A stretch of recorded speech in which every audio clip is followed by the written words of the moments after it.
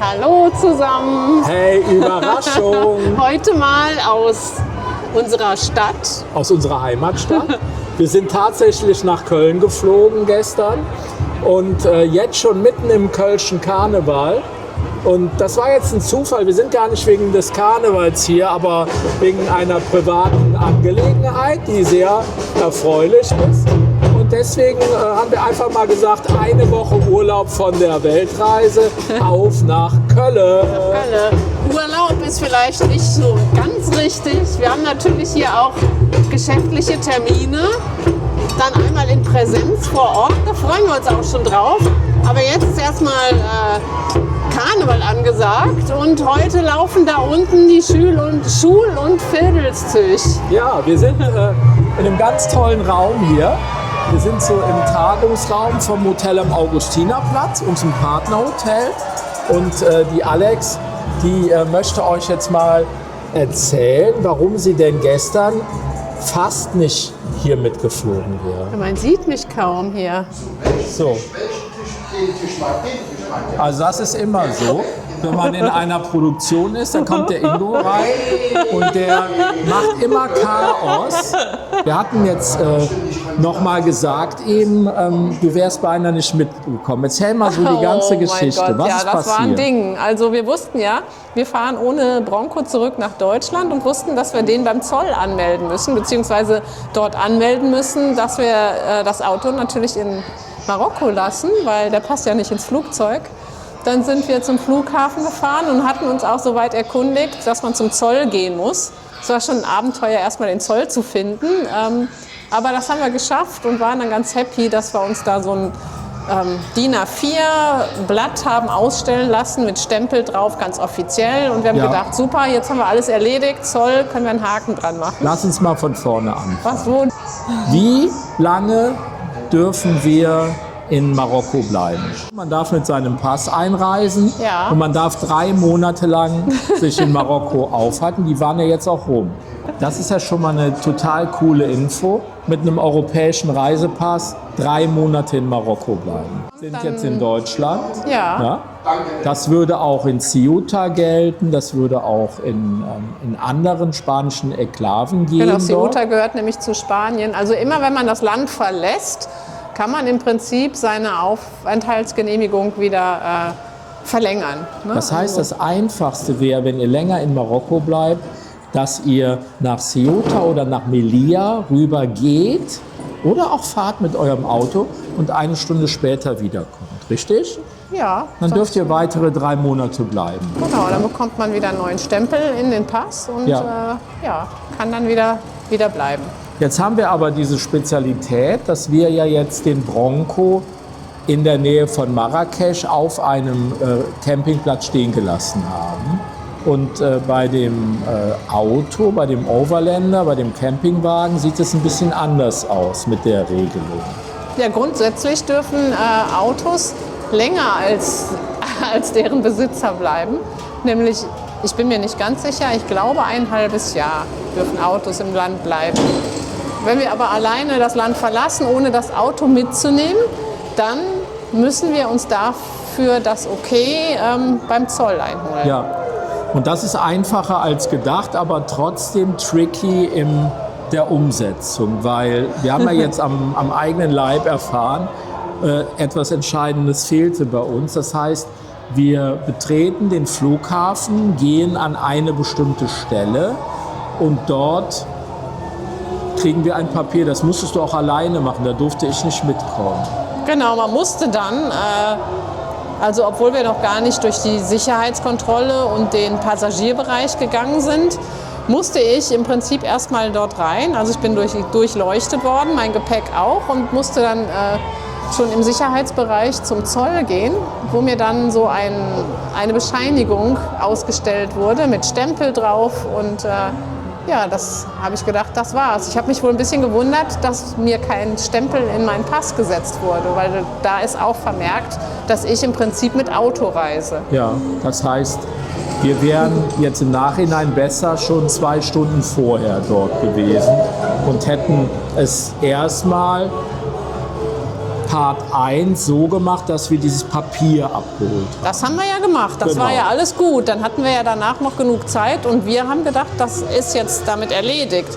Was wir aber nicht wussten, wenn man dann später durch die Sicherheitskontrolle geht, also richtig durch die Sicherheitskontrolle geht, um abzufliegen, wo man dann auch nicht wieder zurückkommt,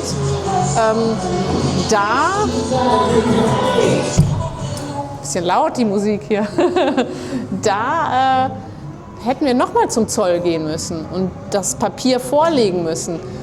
Ich bin aber ohne diesen Vorgang zur Passkontrolle gegangen. Und der Beamte, der war so ein bisschen grimmig auch, der hat dann gesagt, stopp, wo ist das Auto, was ist mit dem Auto los?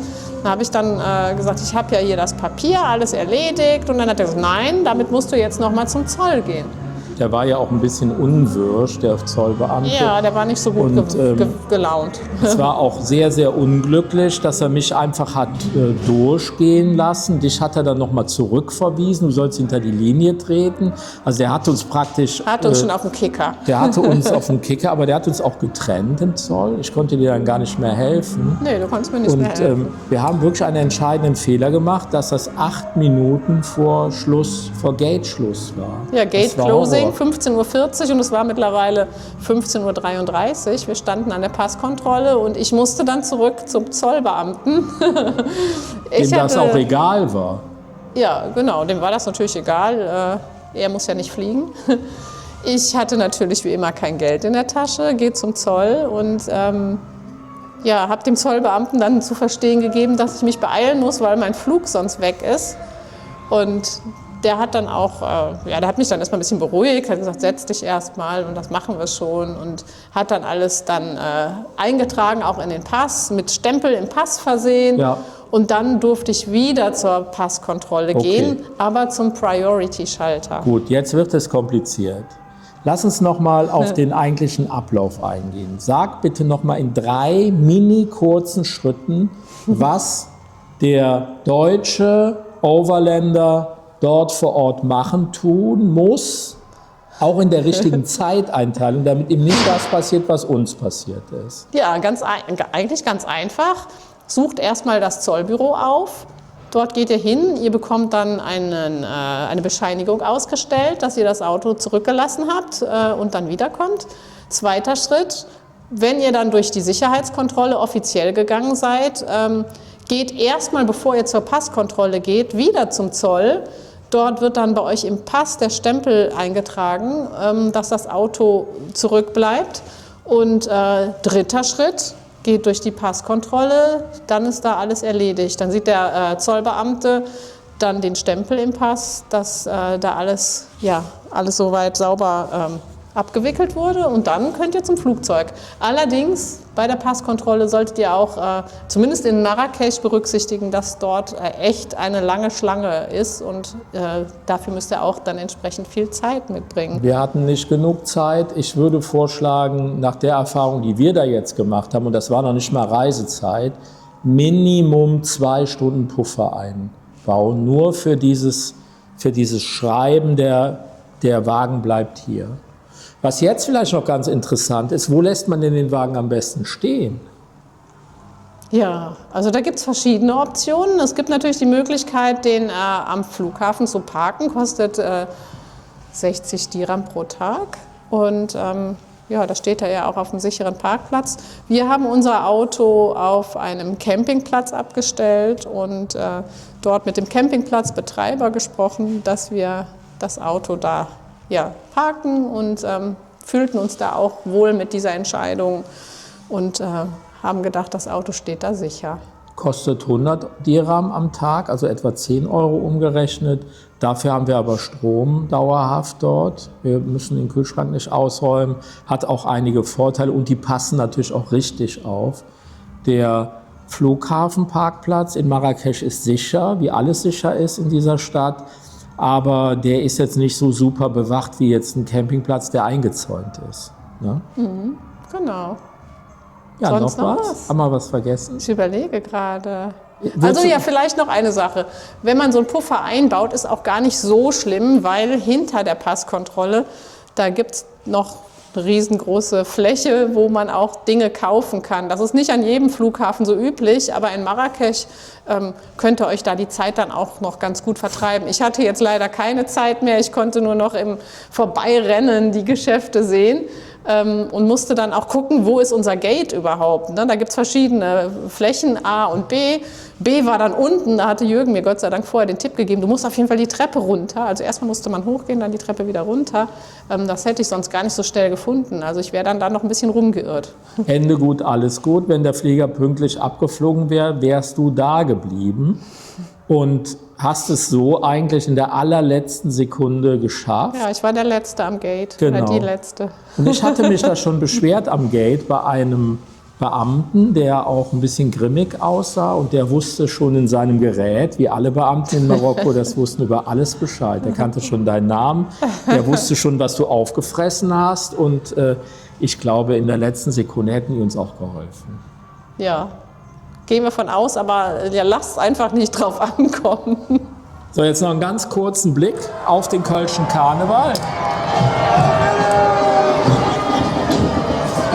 Und das ist es. Das sind die sogenannten Schull- und Vedelszüch, die immer am Sonntag stattfinden. Ja. Und da gehen die Schulen, gleich, wenn die Schulen vorbei sind, das sind etwa 46 Schulen, dann die Fehde, das sind die Kölner Viertel.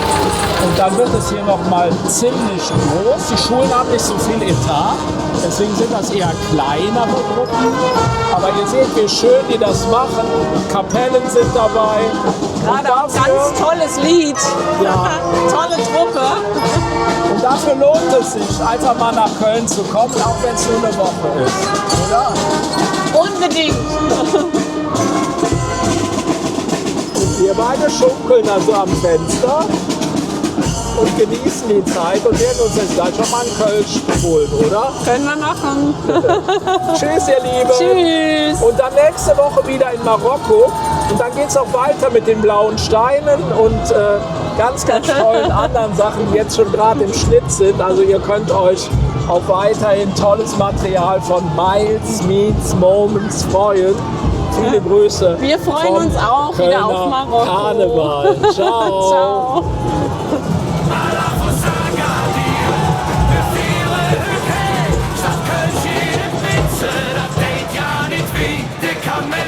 Kamele, das Land, der ist bunt hier am Atlantik.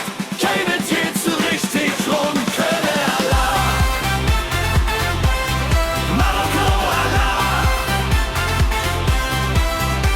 Der faste Luft hat keine Grenz. Mehr Bütze im Sand und verliere der Ernst. Die Möhnen am Markt, der Surfer im Meer. So eine Karneval in Marokko, der ist ja nicht schwer.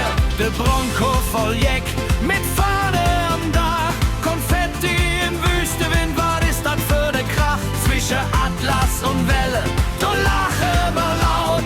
Kölle im Hetze, egal wo man baut. Von Köln nach Afrika, Sonne ob der Haut. Wir nehmen der Heimat mit, wo immer mich schaut. Kamelle im Koffer, die Welt ist so weit. Und jeder, der singt, weil der Rhythmus uns sieht.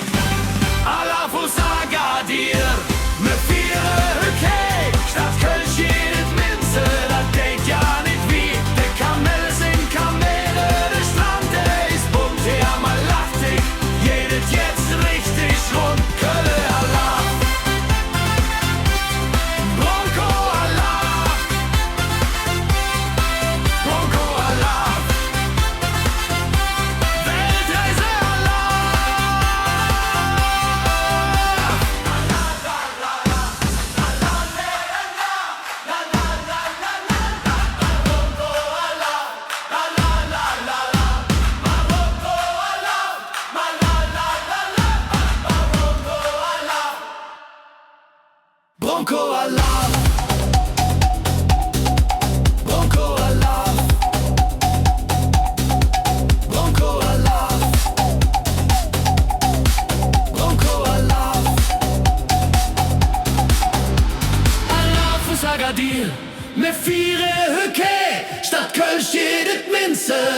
weet ja nicht wie. Die Kamele sind Kamele, der Strand, der ist bunt hier am Atlantik. Jedet jetzt richtig rund, Kölle Allah, Marokko Allah, Bronco Allah, Weltreise Allah. Der Fastelovend hat keine Grenz, wir bützen im Sand und verlieren der Ernst. Der Möhnen am Markt, der Surfer im Meer, so ne Karneval in Marokko, der ist ja nicht schwer. Der Bronco voll Jeck, mit Fahne am Dach, Konfetti im Wüstenwind, war es das für ne Krach. Zwischen Atlas und Welle, da lache mal laut, Kölle im Hetze, egal wo man baut. Von Köln nach Afrika, Sonne ob der Haut, wir nehmen de Heimat mit, wo immer mir schaut. Kamelle im Koffer, der Welt ist so weit, und jeder, der singt, weil der Rhythmus uns zieht. Halafus Agadir, wir vieren, okay.